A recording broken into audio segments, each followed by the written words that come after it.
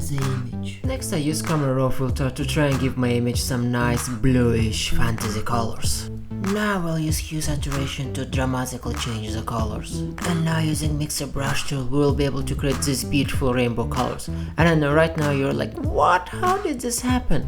Well, actually I have a full tutorial for this on YouTube as well as in my courses. Color the eyes white and also add some outer glow effect to them to make them shiny. Now let's use HSP HSL filters to give our image some beautiful colors. Click OK. And voila! Wait, what the F is this? Are you kidding me? Okay, actually I am. Just play around with the parameters to get various colors. Now we can use hue saturation to make it even more beautiful. And boom chicka boom, look at this. Right now you can get the whole course for just 99 cents on my website learnfromfred.com.